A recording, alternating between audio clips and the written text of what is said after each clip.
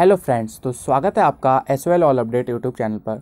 तो फ्रेंड्स, आज की हमारी जो वीडियो होने वाली है वो एसओएल थर्ड सेमेस्टर के इंपॉर्टेंट क्वेश्चन से रिलेटेड होने वाली है, जिसके अंदर हम अपना जो टॉपिक कवर करेंगे विच इज़ योगा दर्शन एवं क्रिया योग, यानी जिसे योगा फिलॉसफी एंड प्रैक्टिस भी नाम बोला जाता है इसका।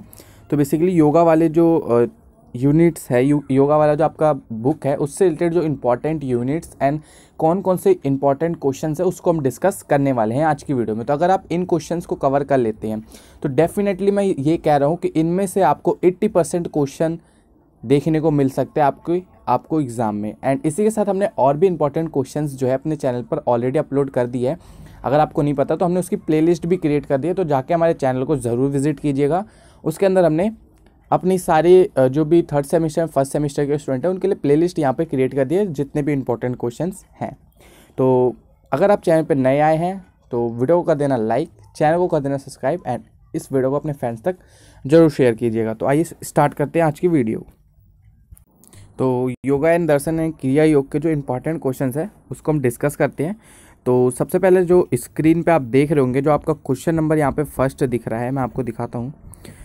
योग चित्त वृत्ति निरोध सूत्र के आधार पर योग का अर्थ स्पष्ट कीजिए। यानी जो क्वेश्चंस आपको देखने को मिल सकता है वो कुछ इस तरीके से भी देखने को मिल सकता है कि योग की जो चित्त वृत्ति निरोध है, इस सूत्र के आधार पर बेसिकली कोई एक सूत्र दे देंगे, उसके आधार पर भी आपको जो है क्वेश्चन पूछा जा सकता है इसका अर्थ स्पष्ट करने के लिए। यहाँ पे आपको बोला गया है।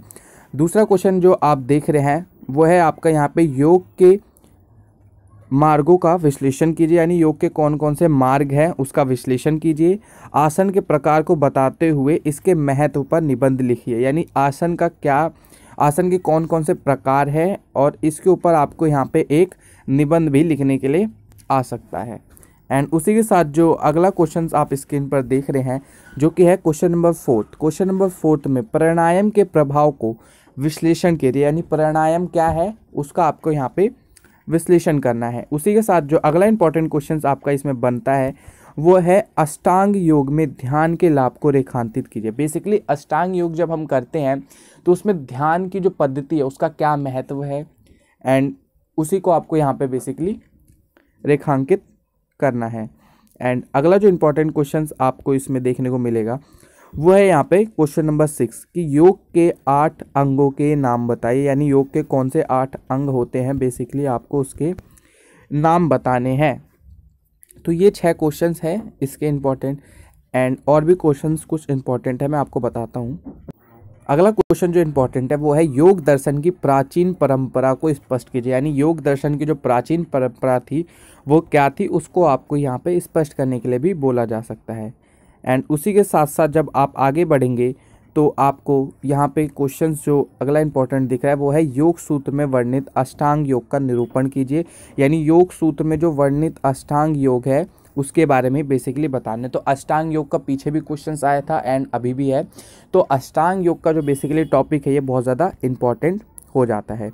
उसके बाद अगला क्वेश्चन कुछ इस प्रकार से आपसे पूछा जा सकता है कि मानव जीवन में योग का क्या महत्व है स्पष्ट कीजिए, या मानव जीवन में योग का क्या महत्व है वर्णन कीजिए, या अपने विचार को व्यक्त कीजिए। इस तरीके से भी आपसे क्वेश्चंस अगर डाइवर्ट करते हैं तो इस तरीके से भी पूछा जा सकता है।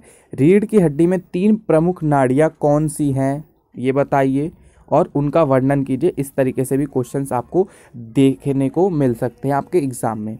अगला क्वेश्चन है चक्र साधना पर एक विस्तृत निबंध लिखे। यानी चक्र साधना क्या है उस पर आपको निबंध लिखने के लिए भी आ सकता है। बेसिकली निबंध लिखने के लिए भी जो टॉपिक्स हैं वो भी आपको इसके अंदर देखने को मिल सकता है।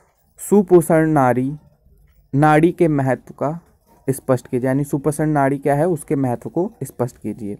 उसके बाद अगला क्वेश्चन आप स्क्रीन पर देख रहे हैं कि मणिपुर चक्र स्थान पर बताते हुए उस पर ध्यान लगाने से होने वाले लाभों का विवरण दीजिए। यानी कुछ इस तरीके से भी जो है आसन से रिलेटेड भी, बेसिकली पूरा चैप्टर आसन पे ही डिपेंड है, तो आपको जो भी क्वेश्चंस देखने को मिल सकते हैं वो आसन से भी रिलेटेड देखने को मिल सकते हैं। तो आइए और डिस्कस करते हैं क्वेश्चंस।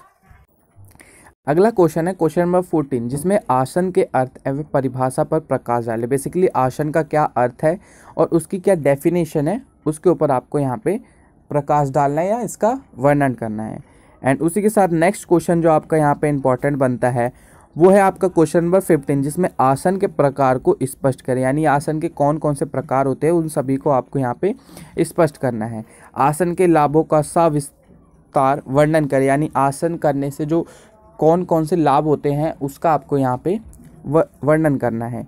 एंड उसी के साथ साथ जो नेक्स्ट इंपॉर्टेंट क्वेश्चन आपका बनता है वो है यहाँ पे क्वेश्चन नंबर 17 कि आसन योग साधना व स्वास्थ्य संवर्धन का प्रमुख घटक है, सविस्तार व्याख्या कीजिए। बेसिकली एक लाइन दे दी, उसके हिसाब से आपको इसका जो है एक्सप्लेनेशन देना है। तो योगा एंड फिलॉसफी वाला जो आपका ये सब्जेक्ट है बेसिकली टोटली आपका जो है योग, क्रिया, आसन, ध्यान, प्राणायाम इन्हीं सब पे बेस है। तो अगर आप इजीली इसके जो बुक्स है इसको अगर आप पढ़ लेते हैं तो इजीली आप इसके पेपर को अटेम्प्ट करके अच्छे मार्क्स यहाँ पे अचीव कर सकते हैं।